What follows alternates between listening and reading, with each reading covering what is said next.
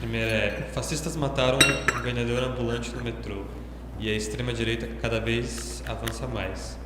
Não chegou a hora de criar brigadas antifascistas? Sobre os fascistas, né? Os dois rapazes lá que mataram o ambulante, eu diria, não sei se o correto é caracterizar eles como fascistas. O que eu acho que deve ser visto nesse caso, que é um caso muito significativo, é que o crescimento do contágio dos fascistas no meio da população. Essa é uma arma importante da extrema-direita. Eles vão fazendo propaganda, uma propaganda agressiva, insistente, etc. e tal. Normalmente a esquerda demora muito para reconhecer a importância dessa propaganda, que a esquerda começa sempre com o discurso de é apenas meia dúzia de gato pingado, é um aloprado, é um não sei o que e tal. Porque eles não são, as pessoas que eles influenciam, não são gente, como é que se diria, respeitável. Então eles ignoram, mas o fato é que há muito tempo, e nós temos falado isso também há muito tempo, que a influência da extrema-direita vem crescendo. Acho que isso daí teria que ficar claro. A frustração também das pessoas tende a conduzir para esse tipo de ação, de atuação de extrema-direita. Bom, eu acho que é importante formar grupos de autodefesa, mas também acho que é importante, a gente já até falou muito disso, fez a propaganda, tem proposto sistematicamente formar comitês de luta contra o golpe e nesses comitês formar grupos de autodefesa. Mas também é importante chamar a atenção para o seguinte: não há uma campanha contra a extrema-direita. Eu acho que nós podemos tirar a conclusão de que a campanha contra a extrema-direita é feita pelo PCO. Por exemplo, nós tivemos esse episódio aí em que esse infeliz do cidadão lá do MBL, Fernando Holliday, falou que ia acabar com as premissas básicas do movimento negro. E a reação foi nenhuma. Se vocês olharem na internet, que a internet agora permite desvendar esses mistérios, o número de coisas que escreveram contra esse cidadão é zero. Quer dizer, a extrema-direita, ela se desenvolve, ela nada de braçada. Tem ninguém contra. O pessoal fica intimidado com esses indigentes políticos, que é disso que se trata, né? De indigentes políticos. Eles, inclusive, os direitistas têm criticado a gente aí com maior intensidade, o que, digamos assim, tudo normal, bala trocada não dói, né? PCO também não... PCO não é o PSOL, não vai ficar, me xingaram, não. Pode xingar à vontade, não é isso que vai definir o panorama. Quando os direitistas atacaram o Mauriás, eu vi o muro de lamentações. Solidariedade com o Mauriás, coitado do Mauriás. Esse aí não vai parar a extrema-direita. Não é uma discussão para ver quem que insulta mais ou menos. O negócio é no mundo real, é na rua, e precisa denunciar primeiro. Se nós queremos agrupar o pessoal contra a direita, precisa denunciar. Não adianta falar, como nesse caso aqui, de homofobia. Isso aí não comove ninguém. Tem que mostrar que é uma ação violenta da extrema-direita contra as massas populares, contra o povo pobre e tal. Não adianta colocar a foto do ambulante que foi massacrado lá, porque isso daí não tem nada a ver com nenhuma realidade. O Dória anunciou hoje que ele vai voltar ao negócio do caçado, que mais ou menos a gente já esperava, né? De perseguir os ambulantes aí. Então, o grande problema é o seguinte: colocar a foto do ambulante assassinado lá, tudo bem. Mas a hora que o Dória começar a perseguir os ambulantes, nós vamos defender ou nós vamos considerar que isso daí é coisa sem importância? Bom, e mais um comentário, né? Que mostra também por que a esquerda tem dificuldade de se opor a isso daí. Vários setores aí, em particular o PSTU no metrô, defendem a segurança do metrô. Então a grande pergunta é: para que serve exatamente essa segurança?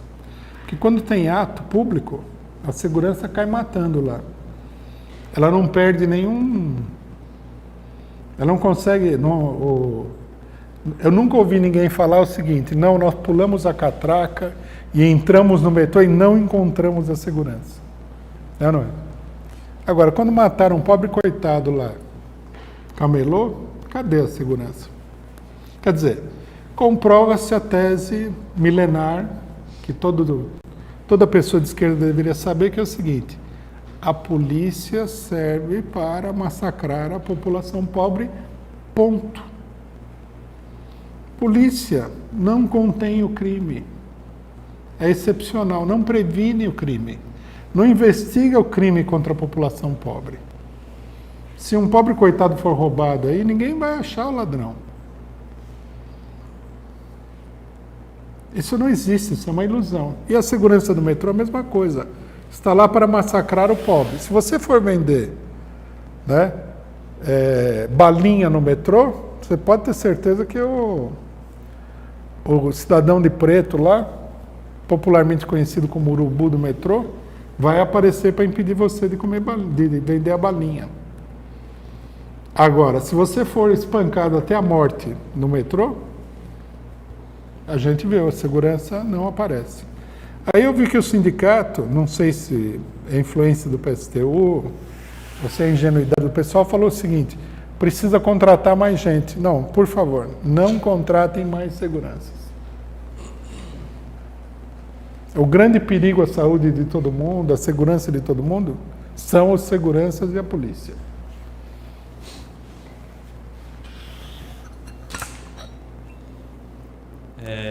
Dois.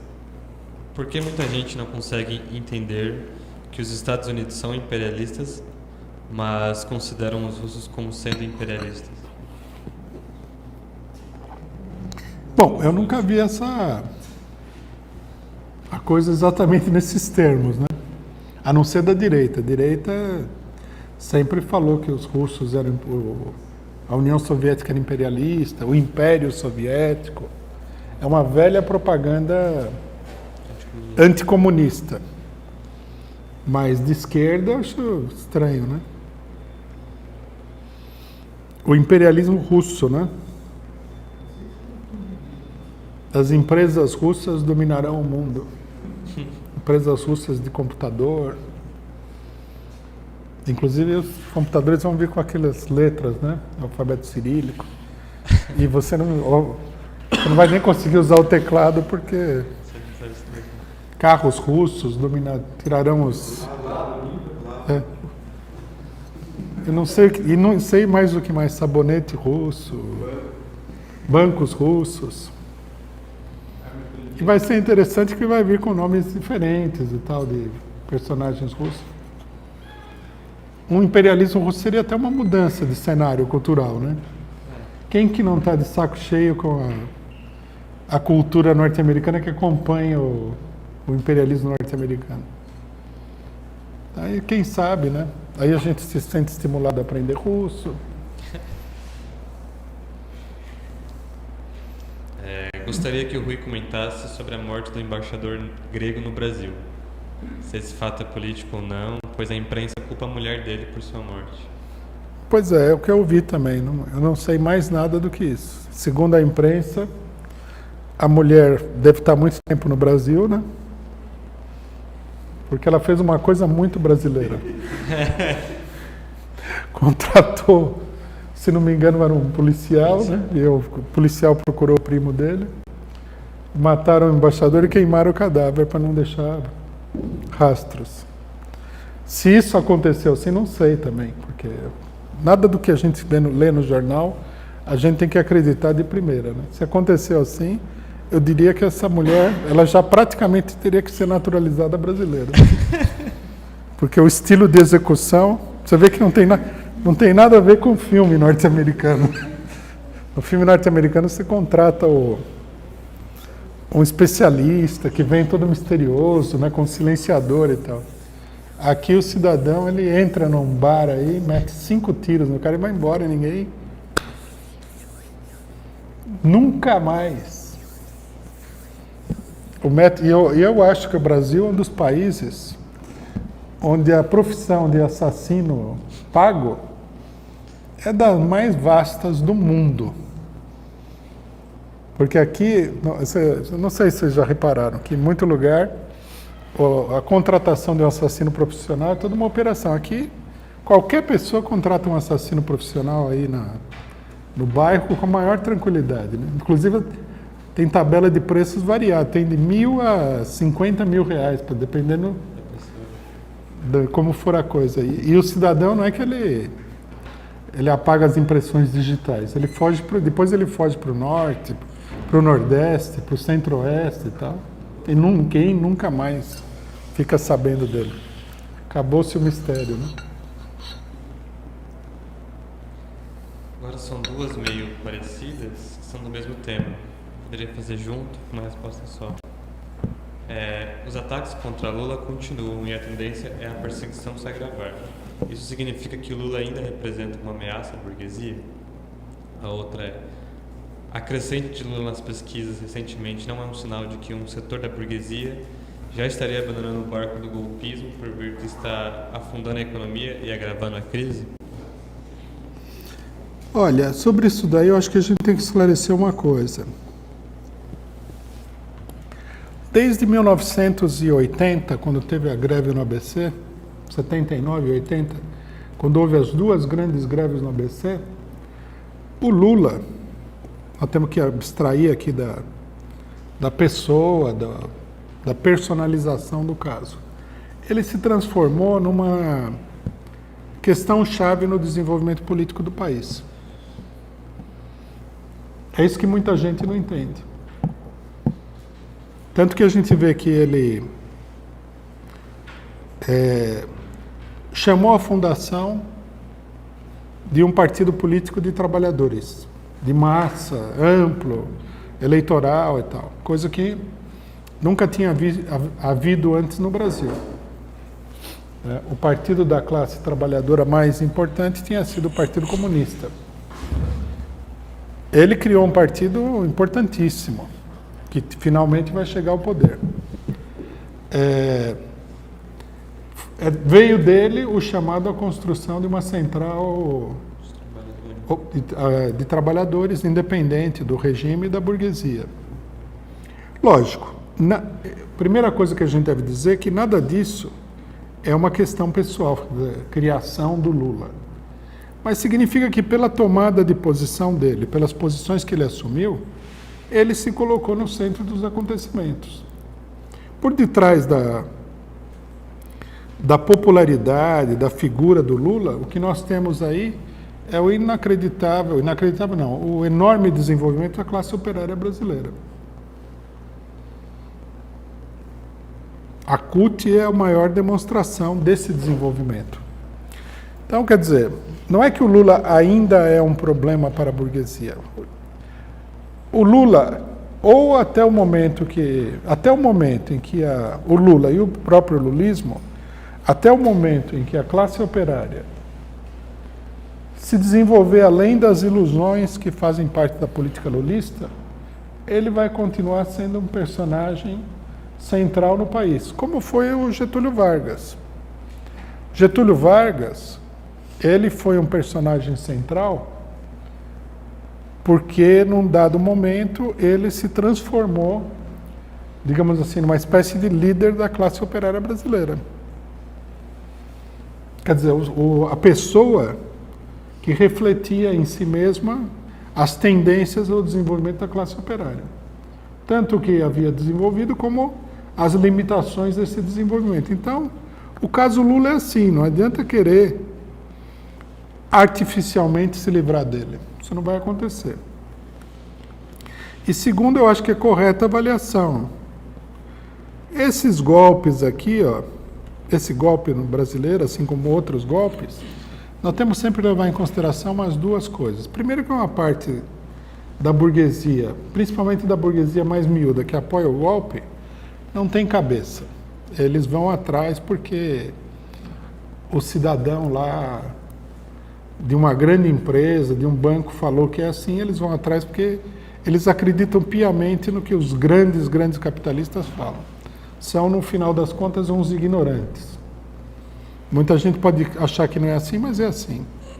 Muito empresário pequeno, aí pequeno que eu digo não é um pequeno burguês, um burguês não tão grande, com 15, 20, 30 funcionários, eles apoiaram o golpe sem saber o que ia acontecer. Eles acreditaram na palavra dos líderes da classe, digamos assim. E agora estão percebendo que eles vão pagar o pato. Nesse sentido, o golpe deve aprofundar as divisões internas da burguesia. Um setor vai se radicalizar para a direita e vai dizer: o problema do golpe é que eles não foram suficientemente longe. E outro setor vai falar: não, isso aqui é um problema, e vai para a esquerda. É o que já aconteceu com a política neoliberal. Está acontecendo de novo e vai acontecer agora numa escala muito maior. Com certeza, um setor da burguesia já está olhando e falando: isso aqui foi um erro colossal, ou esse setor já não achava que era certo e agora está levantando a cabeça e falando: está vendo? Olha o que está sendo feito aqui, ó. Olha o desastre. Esse negócio de culpar o PT pelo desastre, isso daí é o tal negócio, não vai muito longe, né?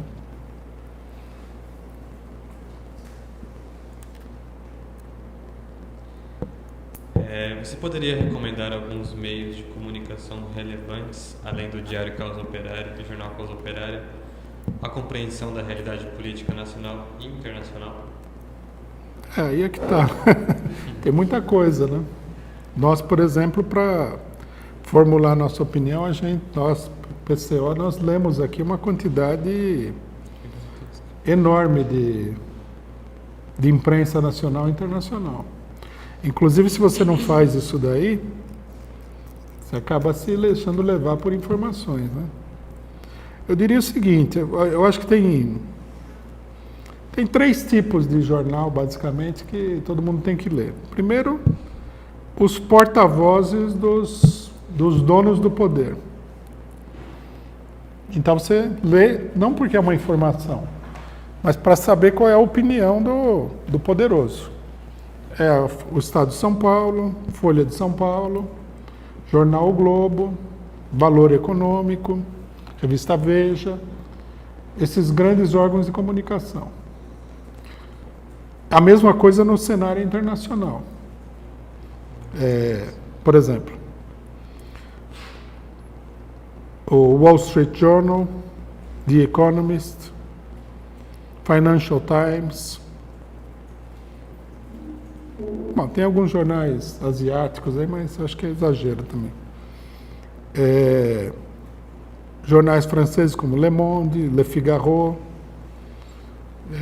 alemães como Frankfurter Zeitung, italiano Corriere della Sera. Esses são os jornais que expressam a posição da burguesia mundial. New York Times, então teria que o Times de Londres. Depende também do alcance, né? O Guardian, britânico.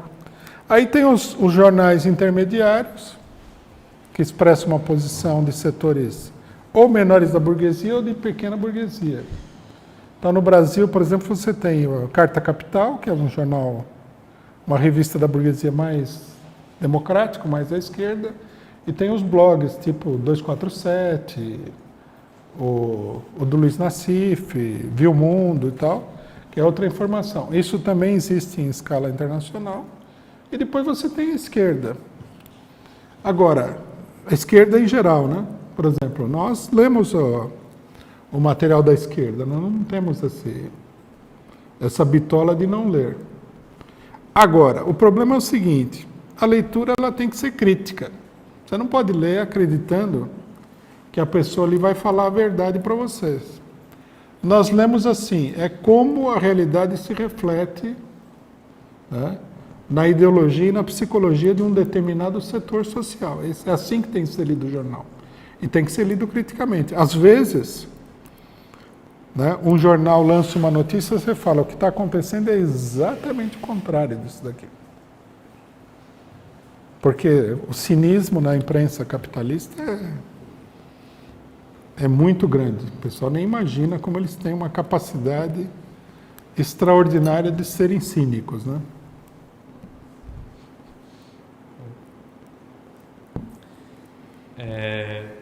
Sobre a Argentina agora. Como está a Macri na Argentina? O imperialismo já destruiu nossos irmãos e também teve sobre o julgamento da Milagros Salas. Olha, o Macri, o que a gente tem que dizer é simples. Ele mudou a orientação da política econômica. Significa que a política econômica dele fracassou e que ele entrou numa etapa de turbulência. Quer dizer, é difícil de organizar a economia de um país como a Argentina, assim como é difícil de organizar a economia de um país como o Brasil. O que nós temos que ver agora, tanto no Brasil como na Argentina, o que nós temos que ver, não, o que nós temos que evitar é uma opinião unilateral. Né? O cidadão fracassou, então alguns tendem a ver que ele não vai fracassar porque ele tem um apoio, papapá, ele vai reorganizar tudo e vai dar tudo certo. E outros acham que o fracasso dele vai abrir caminho para uma luta revolucionária. Não é nada disso. As contradições elas podem levar por diferentes caminhos aí. Né? O Macri pode intensificar a atividade repressiva e tudo mais. Assim como ele pode fracassar mesmo, porque a base de apoio dele é mais frágil na Argentina do que a do Temer no Brasil, que já não é grande coisa. Então ele teria que ver, né? Mas o fato é que ele já reconheceu uma primeira derrota ao mudar a equipe econômica.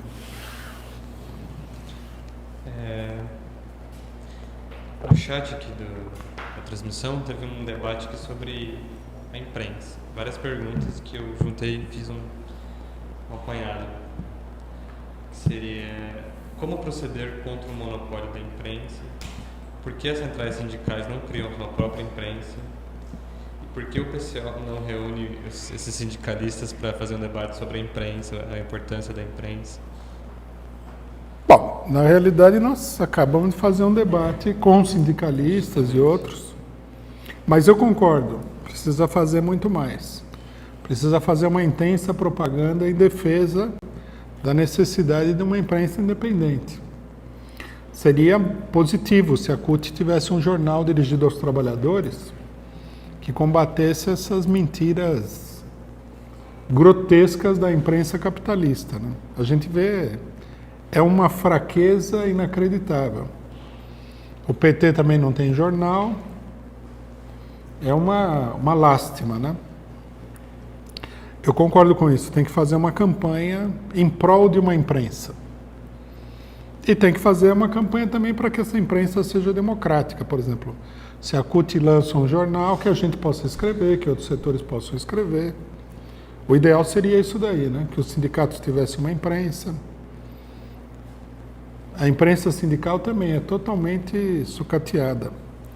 É uma manifestação de despolitização muito grande, por um lado, e de subordinação à política burguesa, porque o pessoal acha que você ter a Folha, o Estado, o Globo e sei lá mais o que é suficiente para se informar. Isso é uma ilusão que beira o delírio, né? Agora, o mais importante de tudo é que a gente desenvolva a nossa própria imprensa. Quando a classe operária tiver um jornal aí que consiga distribuir diariamente 200 mil exemplares, isso já é suficiente para desequilibrar a propaganda gigantesca da burguesia. Você não precisa ter o mesmo aparato, né? Se você tiver um jornal baseado na classe operária e tudo mais, você já tem uma força que vem da classe operária, não simplesmente do tamanho do jornal, né? Essa é uma das grandes lutas aí no sentido da organização da classe operária e do povo contra a burguesia e contra a direita. Penúltimo. Pediram para você fazer uma análise sobre a posição do PCdoB que fala em lançar o candidato próprio à presidência em 2018.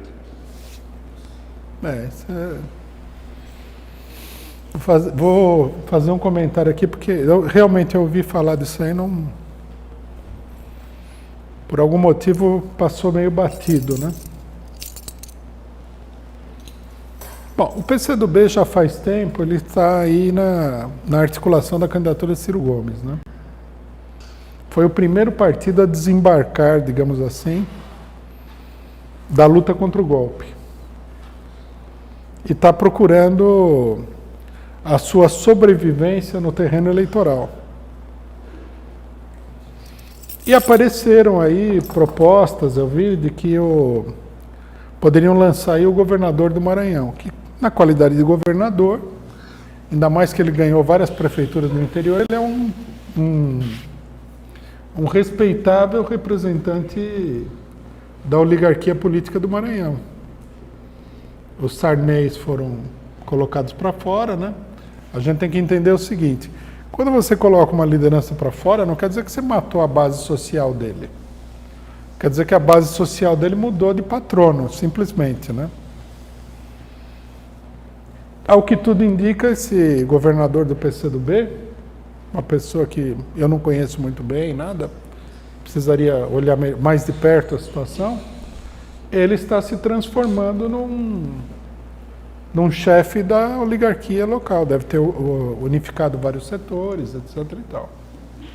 Da mesma maneira que no Acre, né, os irmãos Viana fizeram com a oligarquia local.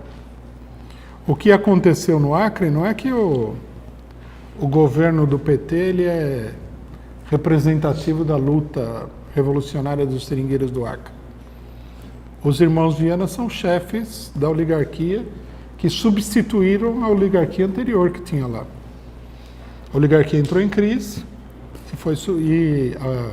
o chefe, a cúpula da oligarquia entrou em crise e foi substituída.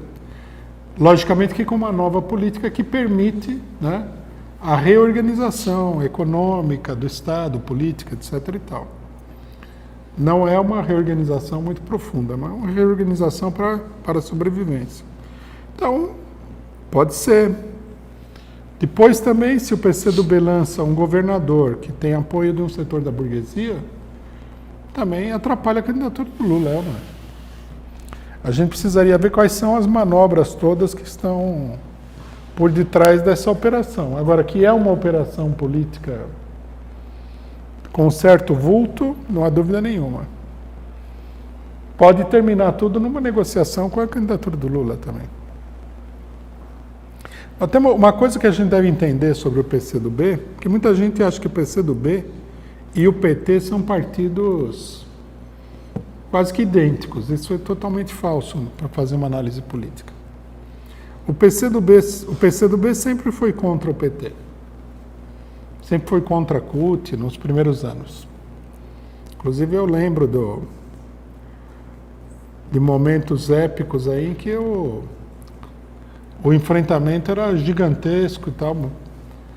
Quase morreu gente aí em enfrentamentos sindicais. Com o PCdoB e a CUT. PCdoB versus CUT. Quando a CUT já estava estabelecida, já não tinha volta atrás, etc. e tal, e a ala pelega do movimento foi para uma posição definida de direita, o PCdoB entrou na CUT.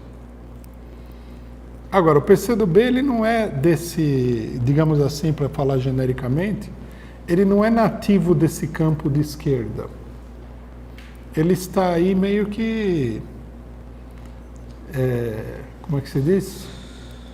Meio que refugiado. Ele não está aí naturalmente. Em todos os momentos anteriores, o PCdoB era um partido subordinado a setores políticos da burguesia, diferente do PT, que é aliado da burguesia, mas não é subordinado a outros partidos, é um partido bem independente. O PCdoB não. O PCdoB, se a gente for ver, tanto nos sindicatos como nas prefeituras e tudo mais, eles sobrevivem graças à aliança com setores de direita, do PSDB, do PMDB, etc. e tal. Eles sempre tiveram nessa faixa política aí. E agora que o PT entrou numa espiral de crise, eles estão procurando uma outra alternativa. Se isso daí vai vingar ou não, é difícil de dizer, mas eles estão buscando, né? Provavelmente o cálculo deles é que o PT não ganha mais a presidência da República, vai perder mais prefeituras ainda do que perdeu, está num retrocesso, etc. e tal. É um cálculo mais ou menos imediato. Se isso daí continuar assim, o PCdoB vai abandonar o PT e vai se juntar aí com partidos burgueses mais tradicionais, como o PDT, PSB, Rede, etc. Se não vingar, eles vão dar um passo atrás, logicamente.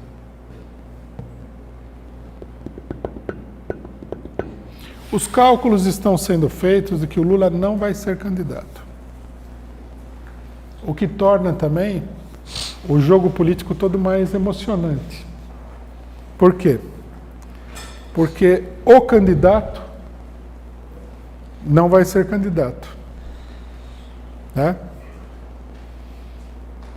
É como se alguém falasse assim, na próxima Copa do Mundo, o time do Brasil não pode ter jogadores brasileiros, então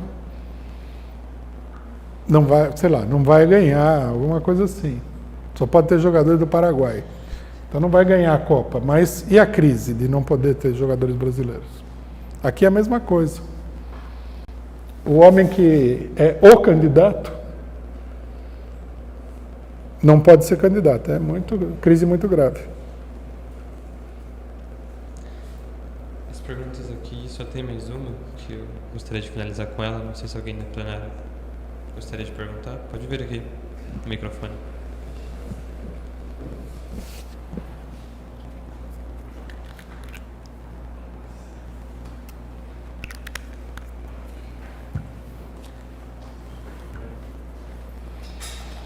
Chama o pessoal da executiva. Reunião imediatamente. Pode falar. Bom dia a todas e a todos. Meu nome é Zé, sou convidado Juliano para participar da plenária. É um prazer estar aqui prestigiando o evento. Prazer é nosso. A pergunta que eu faço seria a seguinte: parece que essa crise socioeconômica, política e institucional que nós estamos enfrentando hoje, eu comparo um pouco com a Argentina na crise de 2001, em que o governo Menem havia acabado com a soberania nacional, né? E nesse contexto de crise foi eleito o governo de Fernando de la Rúa, um programa amplo de ajuste fiscal, como hoje no Brasil, que resultou num corralito, né? E a sociedade então argentina, diferente do que eles esperavam, se organizou, tomou uma consciência de classe, foi para frente da Casa Rosada e derrubaram o Fernando de la Rúa. Né? Teve que ser de helicóptero, porque senão ia ser lixado pela sociedade. A pergunta que eu faço é a seguinte: na sua palavra, você colocou a questão da organização para a tomada de consciência de si para si e a mobilização. Né? Como é que é? Desculpa. Você chamou a questão das coisas, da organização, né? O sindicato está organizado, para que as pessoas possam tomar consciência de si e logo em seguida, né, mobilizar. Não tem como tomar consciência se não estiver organizado. Né? Concordo. Nesse sentido, será que o Brasil hoje, esse ano de 2017, tem essa capacidade de fazer como os argentinos na época de 2001, se organizarem, tomar uma consciência, derrubar o governo golpista atual e eleger um que represente uma alternativa dialética para sair dessa polarização que expressa realmente os anseios da classe trabalhadora? É isso. Obrigado. Então, é interessante a comparação que você fez, porque efetivamente os governos, os países no mundo inteiro estão ligados e os da América Latina e particularmente da América do Sul, mais ainda do Cone Sul, eles estão muito ligados. Então, Argentina e Brasil têm uma ligação, não os governos e tal, os povos, mas tem uma ligação muito estreita entre o que acontece num país e acontece no outro.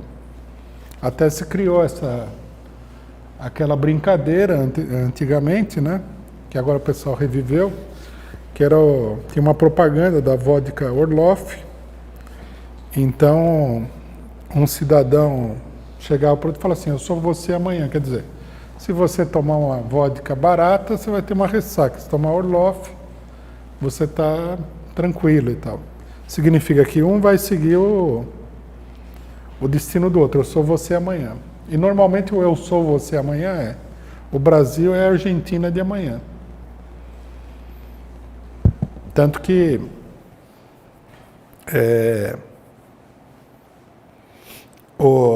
a crise argentina foi em 2001, Lula foi eleito em 2002. Há uma relação direta entre os dois acontecimentos. Como também há uma relação direta entre esses acontecimentos e o que aconteceu na Bolívia, o que aconteceu na Venezuela. Quer dizer, nenhum país ele é uma coisa totalmente isolada dos outros. Bom, nesse sentido, eu diria o seguinte: há uma grande interrogação no ar, porque o argentinaço ele marcou o esgotamento da política neoliberal. Naquela fase, eles foram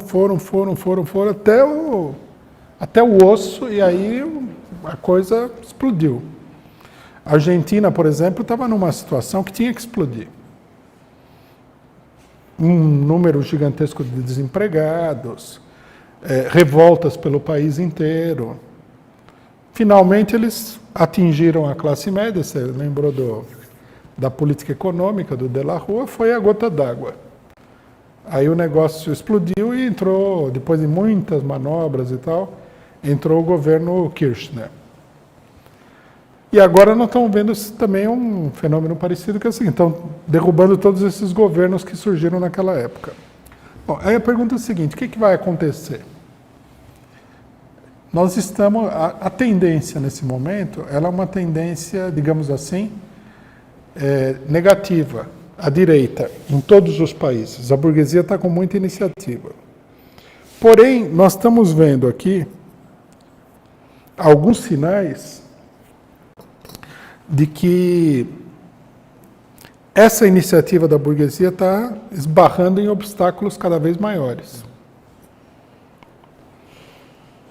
A vitória do Trump nos Estados Unidos, a crise do imperialismo europeu, a crise do imperialismo no Oriente Médio. E a situação econômica ela está meio que presa com alfinetes. Um setor da burguesia acha que, como existe uma pequena tendência à recuperação econômica em alguns países, poderia se apoiar nisso para se levantar. E outros analistas acham que o negócio vai escapar de vez de controle. A minha opinião é que essa segunda tendência é mais forte que a primeira. A gente vê, por exemplo, que um sinal já muito significativo é a falência geral dos bancos italianos. A falência geral dos bancos italianos, a volta da crise grega, crise em todos os países do leste europeu, quer dizer, tem indícios de que a situação poderia estar prestes a descambar. Bom, se isso acontecer, o enfrentamento político em países como o Brasil e tal vai ser muito intenso. Não dá para dizer que o que vai acontecer é exatamente o que aconteceu no começo do século, né? Não dá para dizer. Mas o enfrentamento vai ser intenso. Forças poderosas aí poderão se levantar, a classe operária que esteve ausente desse... Uma característica dessa crise dos anos 2000 é a ausência da classe operária em geral. Né? Onde a classe operária teve uma participação mais direta, mas foi excepcional, que foi a Bolívia, a coisa assumiu as proporções de uma verdadeira revolução. Então, nós estamos nessa incógnita, né? Se a burguesia mundial perder o controle da situação, o que eu acho provável diante dos acontecimentos econômicos, porque é sempre assim, né? A burguesia perde o controle de uma determinada situação econômica e isso daí leva a uma insegurança geral no mercado, que percebe que os planos não vão se concretizar e isso acaba explodindo na situação econômica, como aconteceu no Iraque. A burguesia mundial ficou olhando e falou, será que eles conseguem no Iraque estabilizar a situação, avançar para os demais países, abrir uma nova fonte de exploração econômica, sim ou não? Aí quando eles viram a derrota norte-americana, falaram, isso aqui precisa de outro caminho, aí o mercado tende a refluir, né, os investimentos se deslocam e a crise toma conta. Então nós temos que aguardar. A única coisa que a gente pode fazer nesse momento é determinar quais são as tendências principais, porque política não é futurologia, não dá para dizer vai acontecer isso e aquilo. Você, meio que assim, você mapeia o terreno, depois você vai acompanhando para ver qual das tendências se confirma. Só sobre esse problema da organização, gostaria de enfatizar isso daí, porque é uma coisa que é muito importante e mal compreendida, né? A organização é a consciência. Por exemplo, vou pegar um caso básico. Você é um trabalhador. Você está no século XVIII, na Inglaterra, onde a indústria está se desenvolvendo. Aí você não está confrontado com o surgimento das máquinas, das grandes unidades industriais, e você não entende aquilo lá. Você não tem consciência do que é, de qual é a sua situação. Então, o que você faz? Você tem consciência de que você está sendo brutalmente prejudicado, esmagado. Então, a primeira reação da classe operária foi atacar as máquinas que eles viam como causadoras da sua situação. Uma coisa que fracassou, é o chamado movimento ludista na Inglaterra. Aí, né, espontaneamente, assim, por força do jogo das correntes sociais, etc. e tal, os trabalhadores percebem que a máquina veio para ficar, a empresa está aí, que eles precisam melhorar a sua própria situação. Então, eles se organizam, eles tomam consciência de que eles precisam ter uma certa unidade contra o patrão, então eles formam organizações que promovem essa unidade. Quer dizer, se você realmente é consciente da necessidade da unidade, você se unifica, ou seja, você se organiza. Aí os trabalhadores percebem que essa organização, ela, como organização de uma unidade de produção, ela é fraca. Então eles começam a trabalhar no sentido de unificar todo um setor econômico, vamos supor o setor têxtil, e formam um sindicato. Quer dizer, o sindicato é a expressão concreta da consciência da necessidade de unificar todo o setor. Aí, mas o trabalhador não tem consciência da necessidade da luta política. Para ele o Estado é neutro, né? Tanto que muito trabalhador, inclusive hoje, repete essa ilusão, pensando o seguinte, não, vamos lá no juiz, que o juiz vai dar ganho de causa para a gente, o patrão é mau e tal.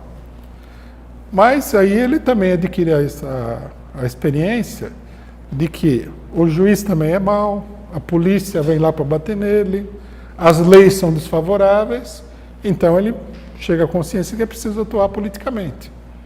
Nós precisamos interferir nas leis, nós precisamos interferir no poder público para poder ganhar. Aí, essa consciência cria a necessidade da organização política, que atravessa várias fases.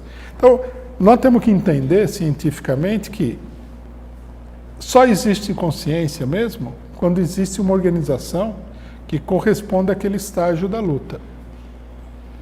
Se você fala assim, ah, não pode ter partido, é uma falta de consciência. A pessoa pode estar muito bem intencionada, mas é uma completa falta de consciência. A pessoa não entende a necessidade de ter um partido, está confusa porque os partidos existentes são ruins, etc. e tal.